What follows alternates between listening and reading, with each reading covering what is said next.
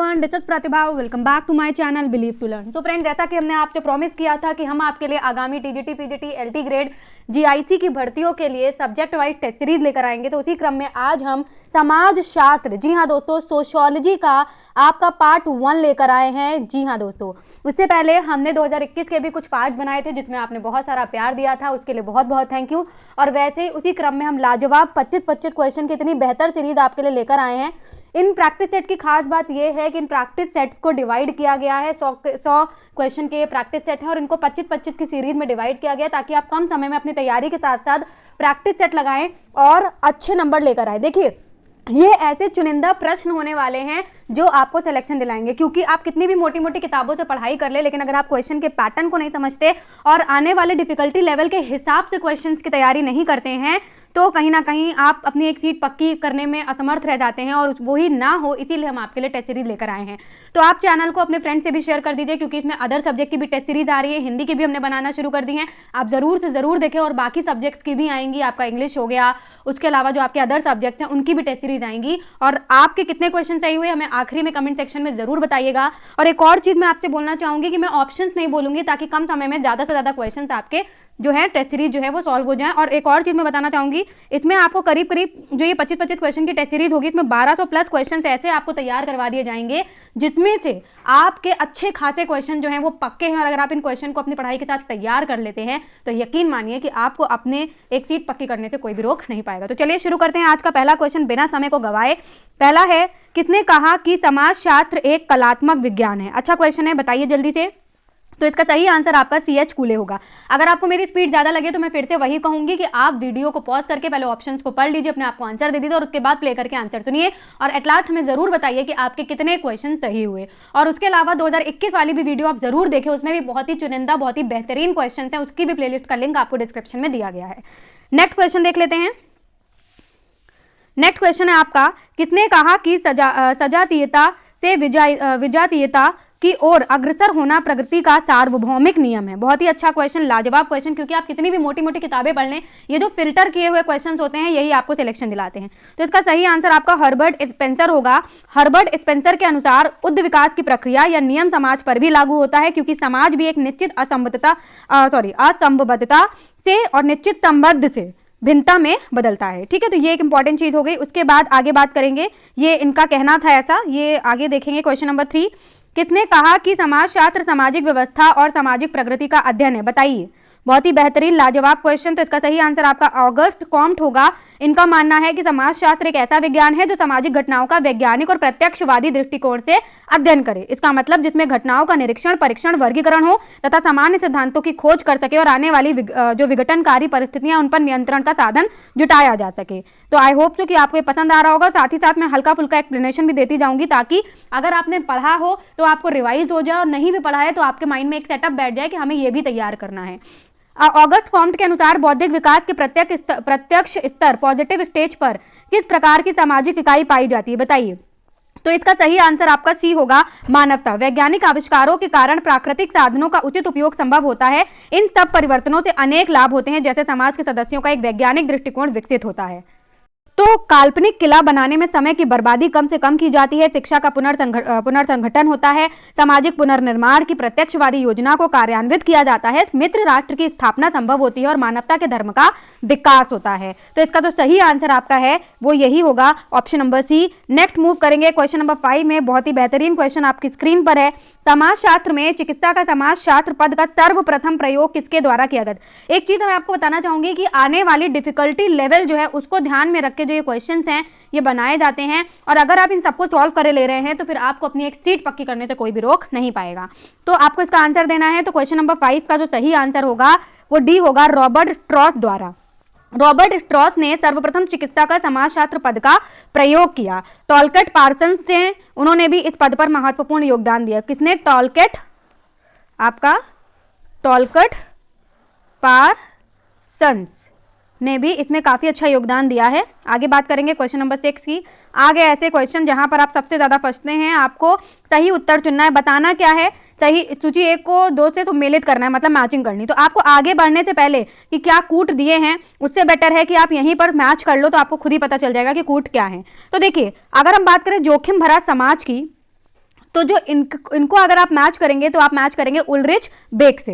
ठीक है, बेक के अनुसार इस समाज के निश्चित आधार नहीं होते हैं, इसीलिए इसको जोखिम भरा समाज कहते हैं। उलरिच बेक ने क्या कहा है, उन्होंने कहा है कि समाज के निश्चित आधार नहीं होते हैं। दूसरा भगोड़ा समाज, आप देख पा रहे हैं नाम से ही, तो ये जो है वो है आपका एंथनी गिड्डेंस का। ठीक है, उत्तर आधुनिक धारणा को सही अर्थ में स्वीकार नहीं किया जाता, परंतु वे कहते हैं कि जिस समाज को हम उत्तर आधुनिक समाज कहना चाहते हैं वो आदर्श विहीन समाज है। कैसा समाज है, आदर्शहीन समाज, इसीलिए उन्होंने इसको भगोड़ा समाज कहा। ऐसा किसने कहा, एंथनी गिड्डेंस ने कहा, और उन्होंने बोला वह आदर्श विहीन समाज है और यह समाज भगोड़ा समाज है जो नीतियों पर आधारित नहीं होता, मतलब इनकी कोई खुद की नीतियां नहीं होती है, नीतियों के आधार पर नहीं चलता। उसके बाद नेक्स्ट है आपका तार्किक समाज। तो तार्किक समाज को आप मैच करेंगे मैक्स वेबर से।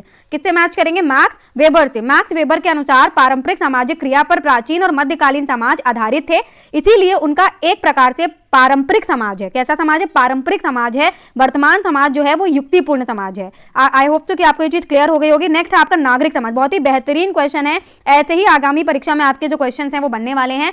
नागरिक समाज जो है वो अगर हम बात करें तो फ्रेडरिक हिगल का आपका सही ऑप्शन होगा इसका। ठीक है, आगे बात करेंगे नेक्स्ट क्वेश्चन नंबर 7। ज्यादा समय ना लेते हुए डायरेक्ट क्वेश्चन पर चलेंगे। यहाँ पर अगर आपको कूट बता दूं मैं, वहां पर मैंने मैचिंग तो कर दी, बट आप चाहें तो एक बार खुद से कूट लिख लें और उसके बाद ऑप्शन में मैच कर लें। मेरे हिसाब से जो सही आंसर है वो आपका 1 2 वेट लेट मी सी, यहाँ पर कुछ गलत हो गया है, इसका सी ऑप्शन होगा, ये नहीं है, ये गलत है। आपका सी ऑप्शन करेक्ट होगा। ए का 2 है, बी का 3 है, सी का 1 है और डी का 4 है। अभी आपने पीछे देखा, आप चाहें तो वीडियो को पीछे ले जाकर एक बार जरूर देख लें, अगर आपको कोई भी कंफ्यूजन हो, इसका सी ऑप्शन बिल्कुल सही होगा। आगे देखेंगे नेक्स्ट क्वेश्चन नंबर 7। गेमिन सॉफ्ट एवं गेशल सॉफ्ट की अवधारणा किसने दी, बताइए। तो इसका जो सही आंसर होगा, आपका जो 7 का सही आंसर होगा वो होगा आपका सी। क्या होगा, टॉनिज। क्या होगा, टॉनिज इसका सही आंसर होगा। ऑलराइट, नेक्स्ट हम बात करेंगे, फिर से सूची वाला आ गया आंसर, आप देख लीजिए स्क्रीन पर, मैंने आपको दिखा दिया, आपको मैच करना है। मैच वाले में मैं यही बोलूंगी कि पहले आप सम्मेलन कर लीजिए। देखिए सूची 1 दी है, सूची 2 दी है, अब यहाँ से आपको मैचिंग करना शुरू करना है। देखिए अगर हम बात करें ऑगस्ट कॉम्ट की, तो इन्होंने 3 स्तर का नियम दिया है। क्या दिया है, 3 स्तर का नियम। अगर हम बात करें हर्बर्ट स्पेंसर की, तो इन्होंने जो दिया है वो है साव्यती सिद्धांत। ठीक है, यानी कि आपका ए का 2 आ रहा है और बी का 1 आ रहा है। उसके बाद अगर हम बात करें कार्ल मार्क्स की, तो इन्होंने दिया है द्वंद्वात्मक भौतिकवाद। और अगर हम बात करें इमाइल दुर्खिम की, तो इन्होंने दिया है आपका यांत्रिक और सावयवी एकता, यानी कि सी का क्या आ रहा है 4 और डी का आ रहा है आपका 3। तो 2 1 4 3 जिसमें होगा वो बिल्कुल सही होगा, 2 1 4 3। तो आप देख पा रहे हैं option number C will be correct answer. Alright, आगे मूव करेंगे, ऐसे ही मैचिंग वाले क्वेश्चंस को सॉल्व किया जाता है। देखिए नेक्स्ट क्वेश्चन है, दुर्खिम के 4 तरह की आत्महत्या का वर्णन किया है। दुर्खिम ने क्या किया है, 4 तरीके की आत्महत्या का वर्णन किया है। इसमें से 3 है अहमवादी, परार्थवादी और आपका आदर्शहीनतावादी। चौथा प्रकार क्या है, अभी आप तभी बता सकते हैं जब आपको इसके प्रकार पता होगा। देखिए कितना बेसिक क्वेश्चन है, तो इसका सही होगा भाग्यवादी आत्महत्या। नियमों की अधिकता एवं नियंत्रणों की जो नियंत्रण है उनकी बढ़ती कठोरता के कारण इस प्रकार की आत्महत्या की स्थिति जो होती है वो उत्पन्न हो जाती है। भाग्यवादी आत्महत्या के उदाहरण के रूप में दुर्खिम ने दास प्रथा की चर्चा करी थी। किसकी चर्चा करी थी, तो ये भी एक क्वेश्चन बन सकता है कि इसकी चर्चा में उन्होंने किस प्रथा की चर्चा करी थी, तो वो आपकी दास प्रथा है जो उसकी चर्चा करी थी। इसके अंतर्गत जब दासों को इस बात का बोध होता है कि इस त्रस्त जीवन से छुटकारा असंभव है, तो वे भाग्यवादी हो जाते हैं और आत्महत्या कर लेते हैं। इंपॉर्टेंट था, बहुत ही अच्छा क्वेश्चन था। आगे मूव करेंगे क्वेश्चन नंबर 10 की तरफ। तो हमारा क्वेश्चन नंबर 10 आ गया है हमारी स्क्रीन पर, आप देख सकते हैं। यहाँ पर भी आपको सम्मेलन करना है, तो जैसे हमने आपको हर बार बताया कि आपको कैसे सम्मेलन करना है, आपको अवधारणा को विचारक से सम्मेलन करना है। तो आपका सही सम्मेल आपको बताना है। यहाँ पर देखिए सामाजिक तथ्य को अगर हम मैच करें तो ये दुर्खिम बिल्कुल सही होगा इसका। अगर हम आदर्श प्रारूप की बात करें तो मैक्स वेबर इसके बिल्कुल सही आंसर होंगे। अगर हम बात करें आपकी आत्मदर्पण की, तो CH कूलेज का सही आंसर है, बिल्कुल सामने सामने मैच किया है। और भौतिक संस्कृति जो है वो WF ऑकबर्न से है, पैरेटो का कोई मतलब ही नहीं है। ठीक है, तो ये आपके सही आंसर है, यानी कि ए का 1, बी का 2, सी का 3 और डी का 4 होगा। तो ये तो बड़ा ही आसान था। तो अब आपको ये कूट जहां मिल जाए आपको वहां पर टिक कर देना है। तो option number B will be correct answer. Okay, A का 1, बी का 2, सी का 3 एंड डी का 4। ऑलराइट, तो आपका क्या आंसर करेक्ट होगा, आपका बी बिल्कुल करेक्ट आंसर होगा। चलिए नेक्स्ट क्वेश्चन नंबर 11 पर मूव करते हैं। क्वेश्चन नंबर 11 आपकी स्क्रीन पर है, निम्नलिखित में कौन एक समिति एवं संस्था दोनों का उदाहरण है, बताइए। तो 11 का जो सही आंसर होगा वो आपका ए होगा, परिवार। मैकाइवर एवं पेज के अनुसार हम समितियों के सदस्य होते हैं, ना कि संस्थाओं के। समिति के से मनुष्य के एक संगठित समूह का बोध होता है, और जबकि संस्था से एक कार्य प्रणाली का। तो परिवार, महाविद्यालय, धार्मिक संगठन, राजनीतिक दल आदि व्यक्तियों के समूह के रूप में समितियां हैं, और संस्था के रूप में इसका कार्य विवाह, घर और उत्तराधिकार है। ठीक है, तो समिति और संस्था दोनों का उदाहरण कौन सा है, आपका परिवार है। आगे बात करेंगे क्वेश्चन नंबर 12, निम्नांकित में से कौन एक समिति है, आपको बताना है। तो 12 का जो सही आंसर होगा वो ए होगा, धार्मिक कृत्य के लिए एकत्रित लोग। धार्मिक कृत्य के लिए एकत्रित लोग। मैकाइवर व पेज के अनुसार समिति मनुष्यों का एक समूह है जिसे किसी सामान्य उद्देश्य या उद्देश्यों के प्राप्त करने के लिए संगठित किया गया है, और इस परिभाषा से ज्ञात होता है कि समिति मनुष्यों का एक संगठित समूह है, और इस समूह की स्थापना कुछ समान हेतुओं व लक्ष्यों की पूर्ति के लिए करी जाती है। ठीक है, तो यहाँ पर 12 का ए जो है उस हिसाब से बिल्कुल करेक्ट आंसर होगा। इन तीनों में से बिल्कुल भी ये तीनों जो हैं वो गलत होंगे। आगे बात करेंगे क्वेश्चन नंबर 13 की, किसने कहा कि समाज एक संतुलन की व्यवस्था है, बताइए। अच्छा क्वेश्चन है, सही आंसर आपका पैरेटो होगा। इटली के समाजशास्त्री पैरेटो ने कहा कि समाज में संतुलन होता है। उनके अनुसार समाज की यह सबसे महत्वपूर्ण विशेषता है। इसका अर्थ यह है कि समाज में शक्ति, संपत्ति और प्रतिष्ठा की असमान व्यवस्था होती है। पैरेटो ने कहा कि ऐसा होना स्वाभाविक और अनिवार्य है। समाज के अधिकतर लोग इसे मान लेते हैं, यही संतुलन है। नेक्स्ट क्वेश्चन है, निम्नांकित में से कौन से अभिधान द्वितीय विश्व युद्ध के बाद उत्पन्न हुए समाज के लिए प्रयुक्त हुए हैं, आपके सामने इसको आपको कूट में बताना है। तो पहले दो ऑप्शन आप देख लीजिए, उत्तर औद्योगिक समाज, आधुनिक समाज, और दूसरे ऑप्शन में दिखाऊंगी आपको। नेक्स्ट ऑप्शन आपके बाकी के आप देख लीजिए, इसको आपको कूट में बताना है, बहुराष्ट्रीय समाज, मीडिया समाज, उपभोक्ता समाज। तो अगर आप कूट के आधार पर सही उत्तर का चयन करें तो इसका सही आंसर आपका सी होगा। आप चाहें तो एक बार अच्छे से क्वेश्चन को पढ़ लें, उसके बाद इसको सॉल्व करें। आगे देखेंगे क्वेश्चन नंबर 15, किसने समाज को सरल, मिश्रित, दोहरे मिश्रित और तिहरे मिश्रित में व्यक्त किया है। ऑप्शन आपके सामने दिए गए हैं, तो सही आंसर आपका डी होगा। स्पेंसर द्वारा समाज का वर्गीकरण कैसे किया गया, सरल समाज। सरल समाज क्या है, आदिम समाज को आदिम समाज जो है उसको उन्होंने क्या कहा है, सरल समाज कहा है। ठीक है, श्रम विभाजन नहीं होता है यहाँ पर, राज्य और सरकार नहीं होती हैं, तो इसीलिए इसको क्या बोला, आदिम समाज को ही इन्होंने सरल समाज कहा है। उसके अलावा जटिल समाज जो है उन्होंने दूसरा जो दिया, जटिल समाज वो राजनीतिक, अर्थव्यवस्था, शिक्षा, धर्म जैसी संस्थाएं अलग अलग होती हैं, तो वो जटिल समाज के बारे में बताता है। उसके अलावा आपका जो दुगुना जटिल समाज है उसमें उद्योग आरंभ हो जाता है। स्पेंसर ने कहा कि उनके समय का फ्रांसीसी समाज इसी प्रकार का था। और चौथा तिगुना जटिल समाज, इस समाज में श्रम विभाजन बहुत बढ़ता है, उत्पादन जटिल हो जाता है, उत्पादन बहुत अधिक होता है। स्पेंसर के अनुसार उनके समय का ब्रिटिश समाज इसी प्रकार का समाज था। तो ये अच्छा क्वेश्चन था, इसके बारे में मैंने आपको छोटा सा एक्सप्लेनेशन दे दिया। आगे देखते हैं क्वेश्चन नंबर 16, निम्नांकित में से कौन सी विशेषताएं औद्योगिक समाज से संबंधित हैं, बताइए। तो आपका औद्योगिक समाज से जो संबंधित है वो आपका यहाँ पर आपको दिया गया है, ये ऑप्शन आपको कूट के हिसाब से बताना है। तो आप यहाँ पर कूट देख लीजिए, ठीक है, कूट आपके ये हैं। अब यहाँ पर आप ऑप्शंस को अच्छे से देख लीजिए, वीडियो ना समझ में आए, मतलब अगर क्वेश्चन ना समझ में आए तो वीडियो को पॉज करके पढ़ लीजिए। तो आपका इसका सही आंसर मेरे हिसाब से जो होगा वो विशेषीकरण और अधिकतम उत्पादन होगा। ठीक है, विस्तृत मतलब अगर देखा जाए तो 16 का जो सही आंसर आपका यहाँ कूट के अकॉर्डिंग बन रहा है वो 1 और 2 बन रहा है। ठीक है, अगर हम इसके अलावा इसके बारे में डिस्कस करें कि कौन कौन सी विशेषताएं आपकी हैं, तो आपका जो औद्योगिक समाज है उसकी विशेषताएं क्या क्या हैं, विस्तृत क्षेत्र और उसकी विशाल जनसंख्या है।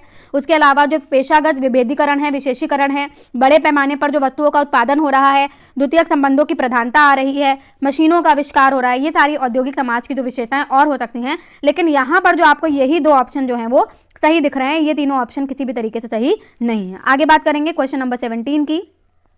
17 है, पूर्व औद्योगिक समाज की अवधारणा किसके द्वारा प्रस्तावित की गई थी। ऑप्शन आपकी स्क्रीन पर है, तो सही आंसर आपका सी होगा, एस जोबर्ग द्वारा। प्रोफेसर जोबर्ग ने इस अवधारणा का विस्तार से वर्णन और विश्लेषण इसी नाम से लिखी पुस्तक में किया है। उनके अनुसार तथाकथित आधुनिक नगरों तथा पूर्व औद्योगिक नगर जो है उसमें काफी ज्यादा अंतर है। शहरी नगरों के विपरीत पूर्व औद्योगिक नगर औद्योगिकरण से विहीन होते हैं और इसमें कार्य के लिए पशु एवं मानवीय शक्तियों का प्रयोग किया जाता है। इनके अतिरिक्त सांस्कृतिक मूल्यों तथा तकनीकी विकास की दृष्टि से भी आधुनिक जो नगर है वो नगर से भिन्न है। आगे बात करेंगे नेक्स्ट क्वेश्चन नंबर 18 की। तो 18 आपकी स्क्रीन पर है। अब यहाँ पर भी आपको कूट दिए जाएंगे, तो पहले तो आप यहाँ पर देख लीजिए, इन चारों को यहीं से सॉल्व कर लीजिए। जो जनरीतियाँ हैं वो रूढ़ियाँ बन जाती हैं जबकि आपके सामने 4 ऑप्शन दिए हैं। आप वीडियो, मेरी रिक्वेस्ट है कि आप वीडियो को पॉज करके एक बारी जरूर इसको अच्छे से पढ़ लें। मैं आंसर बताती हूँ। मैकाइवर और पेज के अनुसार जब जनरीतियां समूह के साथ कल्याण की भावना एवं उचित अनुचित विचार को जोड़ लेती हैं, मतलब जो समाज के साथ समूह है उसके साथ कल्याण की भावना को भी जोड़ लेंगी और उचित अनुचित का भी विचार भी जोड़ लेंगी, तो लोकाचार रूढ़ियां जो होती हैं, जो लोकाचार होती हैं वो तो लोकाचार में जो है कह सकते हैं परिवर्तित हो जाती हैं, जो रूढ़ियां हैं उनमें परिवर्तित, लोकाचार का मतलब क्या है, रूढ़ियों में परिवर्तित हो जाती हैं। तो यहाँ पर अगर आप ऑप्शन देख पा रहे हैं तो यहाँ पर जो सही ऑप्शन होगा आप समझ सकते हैं, यहाँ पर आपको कूट भी दिए गए हैं, मैं कूट भी दिखा देती हूँ आपको। तो इसका सही आंसर आपका डी होगा, 1 और 4।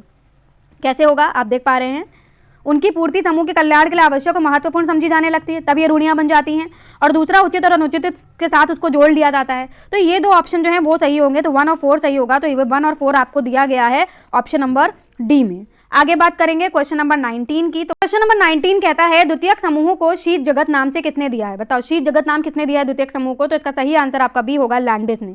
पॉल लैंडिस ने कहा कि द्वितीयक समूह सामाजिक संबंधों के शीत ग्रह हैं। वे कहना चाहते हैं कि समूहों के संबंध दूरी के रहते हैं, समूह में संबंध जो है वो दूरी के रहते होते हैं। आगे बात करेंगे 20, द्वितीयक समूह विशेषीकृत होते हैं, बताइए। ऑप्शन नंबर इसका जो सही होगा वो डी होगा, औपचारिक संबंधों द्वारा। किसके द्वारा, औपचारिक संबंधों द्वारा। आगे बात करेंगे, अगर आपको वीडियो की स्पीड ज़्यादा लगे तो आप वीडियो को पॉज करके ऑप्शन पढ़ के आंसर दें और लास्ट में हमें ज़रूर बताएं कि आपके कितने आंसर सही हुए। तो 21 का आप देख पा रहे हैं, जो प्रतिमान स्थिर होते हैं और एक संस्कृति से दूसरी संस्कृति में एवं एक युग से दूसरे युग में भिन्न नहीं होते, वे क्या कहलाते हैं, बताइए। तो 21 का सही आंसर आपका डी होगा, सांस्कृतिक पूर्णताएं। ओके, आगे बात करेंगे क्वेश्चन नंबर 22 की। 22 है आपकी स्क्रीन पर, अपने से भिन्न लोगों की संस्कृति ग्रहण करने की प्रक्रिया क्या कहलाती है, बताइए। तो इसका सही आंसर आपका डी होगा, पर संस्कृतिकरण। बीर स्टेट ने बहुत सरल शब्दों में कहा कि अपने से भिन्न लोगों की संस्कृति ग्रहण करने की प्रक्रिया पर संस्कृतिकरण कहलाती है। क्या कहलाती है, पर संस्कृतिकरण। बहुत ही साधारण सा सिंपल सा क्वेश्चन था। आगे देखेंगे क्वेश्चन नंबर 23, किसने संस्कृति का वर्गीकरण चेतनात्मक, विचारात्मक और आदर्शात्मक प्रकार में किया, बताइए। तो 23 का सही आंसर आपका डी होगा, P.A. सोरोकिन ने।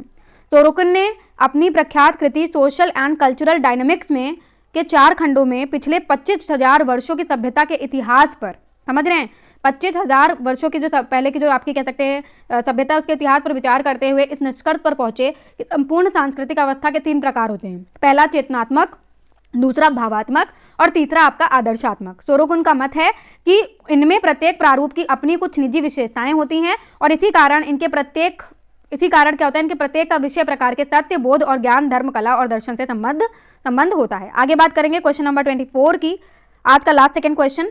आपका संस्कृति का मुख्य वाहक कौन सा है, बाकी के 25 क्वेश्चन हम नेक्स्ट वीडियो में डिस्कस करेंगे। तो 24 का सही आंसर आपका प्रतीक होगा, ठीक है। आगे बात करेंगे लास्ट क्वेश्चन की, जो आज का लास्ट क्वेश्चन है, कल्चर थीम की अवधारणा किसने प्रस्तुत की है। तो 25 का सही आंसर आपका ए होगा, मॉरिस ऑपलर ने। इन्होंने संस्कृति के गठन के अध्ययन तथा विश्लेषण करने के संदर्भ में सांस्कृतिक मान्यता संबंधित इस अवधारणा को विकसित किया है। तो ये एक इंपॉर्टेंट बात हो गई। तो आई होप तो कि आपको आज का वीडियो पसंद आया होगा। आपके 25 में से कितने क्वेश्चन सही हुए हमें कमेंट सेक्शन में जरूर बताएं और ऐसे ही वीडियोस के लिए चैनल को सब्सक्राइब और बेल आइकन को प्रेस कर ले और वीडियो को शेयर जरूर करें ताकि ज़्यादा से ज़्यादा आपके दोस्त भी हमसे जुड़ सकें। नमस्कार।